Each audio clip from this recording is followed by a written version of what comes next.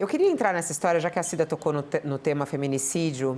Nos últimos dias, eu acho que a imprensa está mergulhada nessa história em elucidar o caso dessa mulher, Gisele Alves Santana, que foi assassinada pelo marido com um tiro e que ele tentou forjar, inclusive, um suicídio. Quer dizer, além de matar essa mulher, ele queria colocar a culpa nela pela morte dela, de uma crueldade sem tamanho. E quando a gente está vasculhando tudo o que aconteceu com essa mulher antes de ela ser morta com um tiro na cabeça, antes de ela ser, de certa maneira, sufocada também, como a gente tem visto aí, o que eles estão estudando a respeito do que aconteceu com o corpo dela, as mensagens, né, e os atos dele são realmente assustadores, e essa mulher deve ter sofrido muito, o que a gente lamenta demais, e a gente presta aqui nossa solidariedade à família dela, que deve estar sofrendo muito ao ver tudo isso que aconteceu com a Gisele. Hoje tem uma reportagem muito importante do nosso jornalista que é especializado aí em assuntos policiais, que é o Josmar Josino. Ele conseguiu as informações das câmeras corporais dos policiais que atenderam a esse chamado. Está aí, mais uma vez, a comprovação da importância das câmeras nos uniformes dos policiais, né? As câmeras corporais desses policiais que foram para esse atendimento, elas revelam as conversas. Os registros mostram que os policiais, questionando ali o banho e a troca de roupa de Geraldo, que poderiam comprometer o exame de pólvora, porque quando eles chegaram, eles ficaram absolutamente constrangidos, porque se tratava de um tenente-coronel, ou seja, uma patente acima deles. E eles ficaram constrangidos de como é que eles iam lidar com essa situação. Era um chamado de que ela teria cometido suicídio, só que eles começaram a perceber que as coisas não eram bem assim. Vamos chamar aqui as artes? A gente fez aqui algumas artes a respeito dessas trocas de mensagens captadas nos uniformes dele. O cabo diz, um falando para o outro, tá? Vai deixar ele tomar banho e tudo? Ah, Billy, não tem como ele sair assim. Aí o cabo diz, mas se o tenente-coronel Geraldo tomar banho, vai perder tudo os bagulho. Ele fala a pólvora na mão. E as conversas dele, tá estranha, diz ele. É tenente-coronel, né? Porque se fosse um paisano, a gente já arrasta para perto. Porque as conversas dele tá estranha, diz o cabo. Aí eles continuam a conversa. Eu preciso que alguém, aí o tenente fala, eu preciso que alguém acima venha, porque se fosse uma ocorrência comum, a gente não deixa nem tomar banho por causa do residual e tudo mais, entendeu? Eu não tenho como virar para um coronel e dizer que ele não vai tomar banho. Ele está com um desembargador aqui no local, o cara ligou para um desembargador, não é estranho? Alguém acima dele? Aí a gente continua aqui a conversa com outras artes aqui. Aí o tenente fala, porque eu estou meio assim, eu estou falando que seria interessante chegar alguém mais próximo da patente do tenente-coronel, porque não sei qual é o grau de amizade que ele tem com esse desembargador, mas ninguém chama um desembargador para encostar no local. Ninguém se preocupa em dizer que deixou a arma trancada em cima do armário em um momento como esse. Aí o sargento fala, levanta um pouquinho de suspeita. Aí o tenente fala, eu não estou dizendo, pelo amor de Deus, eu não estou dizendo isso. Aí o outro fala, entendi. Aí o tenente fala, ele quer tomar banho. Interessante seria que não tomasse banho. Aí o sargento fala, ele vai tomar banho sozinho? Porque a gente já viu uma ocorrência e já liberou e acabou atentando contra a própria vida no banheiro. Aí o tenente fala, por isso seria interessante alguém vir acompanhá-lo. E aí continua a conversa e o tenente fala, a gente pode levar ele para o DP primeiro, comando.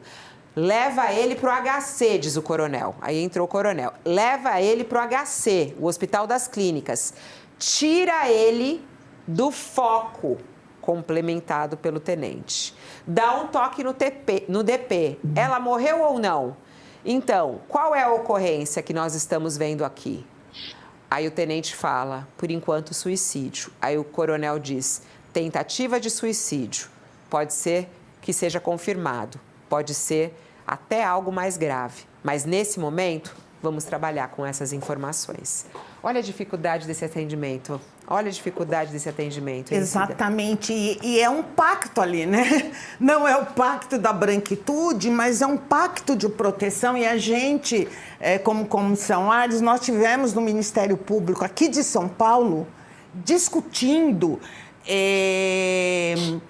por que os casos de letalidade policial contra negros estavam sendo arquivados, porque a maioria deles é arquivado, porque você tem meio uma proteção, um protege o outro, mesmo quando você tem evidências que você teve uma... Né, ali o que fica muito nítido é, será que foi um suicídio? Né? Olha isso aqui. Né? Então, eu tenho pensado nesse pacto de proteção que você tem, que aponta para a impunidade, você tem tido muita impunidade, que faz crescer a violência contra a mulher, e ela é assustadora, o jeito que você... Esses dias, acho que ontem ou anteontem, que o homem pula o muro, entra no elevador, sai socando a mulher. É horrível, e que também acontece também aqui no nosso estado, um aumento da violência contra a população negra. Entendeu? Está acontecendo neste momento e a gente tem impressionado muito pelo uso de câmeras e não é gratuito que eles não deixam avançar isso. E você vê, né, Josias, por essa reportagem, muito interessante essa reportagem de Josmar, está disponível na nossa página, é mais lida desde o início da manhã, as câmeras corporais como foram muito importantes para a gente saber dos bastidores disso. Exatamente. Hein, Josias? Fabíola, o mais extravagante neste caso é que a Gisele Alves Santana, ela foi sepultada sem que ninguém colocasse em dúvida a versão do marido, o tenente-coronel Geraldo Leite Rosa. Ninguém colocou em dúvida o negócio não, ela se suicidou. Todo mundo deu de barato que ela tinha se suicidado. A mãe levou os lábios ao trombone, um socorrista teve o cuidado, a delicadeza de registrar uma imagem com a arma na mão da morta, para mostrar isso aqui não está ornando com a versão oficial. Exatamente. Mas tudo conspirava para que a versão prevalecesse, a versão do suicídio. E aí as esquisitices vão se avolumando, né? Primeiro, esse atendimento agora, essa reportagem é esplêndida do UOL, porque mostra a estupefação dos subordinados do tenente-coronel diante da cena. Bom, mas nós vamos deixar tomar banho? E aí eles realçam um aspecto, Fabíola, que também é muito eloquente sobre a conspiração para que a versão falsa prevalecesse. Havia um desembargador na cena. Chegou lá, do nada, um desembargador, o Marco Antônio Pinheiro Machado Kogan,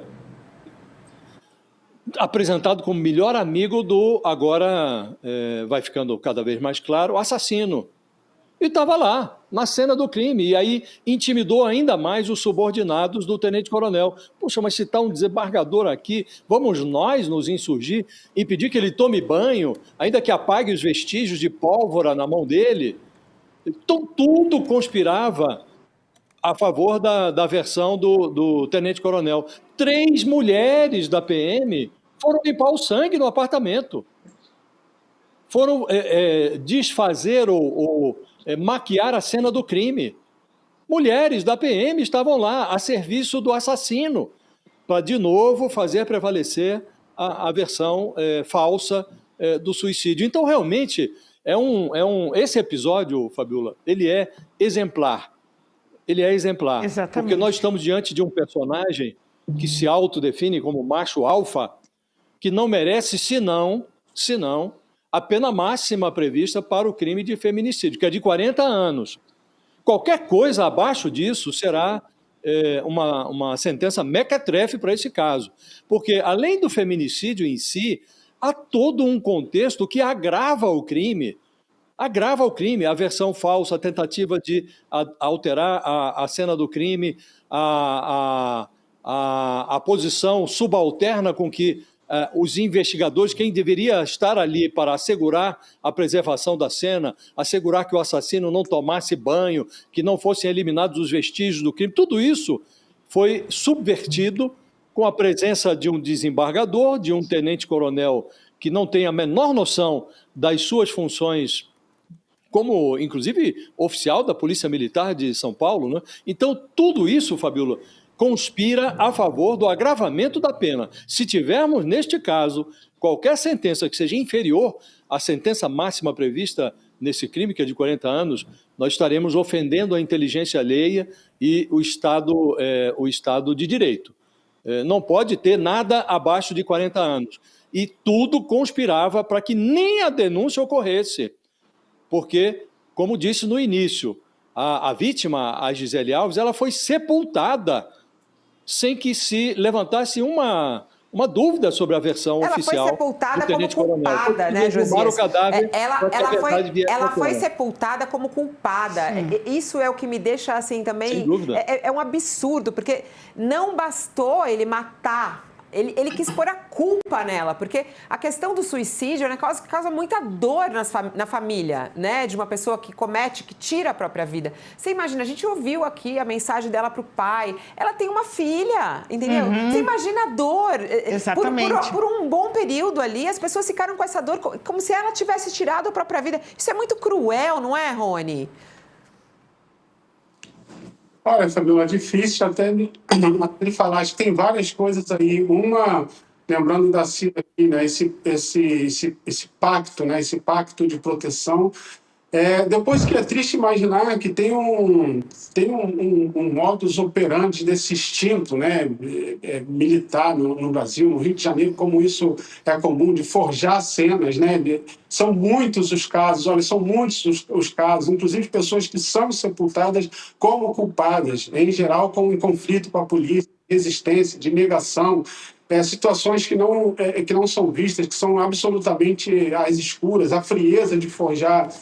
E aqui, nesse caso especificamente, a gente tem até de celebrar minimamente o bom senso dos subalternos que ficaram com aquela intuição, com aquela dúvida, ao mesmo tempo pensando no foco, no local, como não contrariar um superior, mas, ao mesmo tempo, não ceder diante de tanta evidência de que alguma coisa estava errada, de minimamente deixar um rastro que levantasse uma desconfiança. Então, como junta diversas crueldades, né? Como isso faz parte quase de um cotidiano. Exatamente. Em muitos contextos, no qual a polícia tem isso quase como modus operandi, sobretudo na periferia, como isso é quase normal. Quantas denúncias, né, de mães, de avós, de filhos e filhas, de parentes que são eliminados com um contexto parecido, seja de suicídio, seja assassinado por um comparsa, seja por um enfrentamento que nunca aconteceu. Você junta esse nível de crueldade, de pactuação, sob as ordens e a direção de uma autoridade, de um oficial e do seu relacionamento que não é único, né? Eu acho que a gente pode estender, ainda num debate falando sobre feminicídio, como a gente estende de relações, né? Relações entre homens oficiais com uma cultura extremamente violenta e hostil, com suas companheiras ou subalternas ou que não são militares, com essa mentalidade militar e extremamente hostil e agressiva. Então, esse é um caso muito emblemático, né? Emblemático, como você disse, pela crueldade, mas porque ele é a ponta do iceberg de uma estrutura que é quase cotidiana em muitas operações das nossas instituições que funcionam com esse pacto de proteção militar.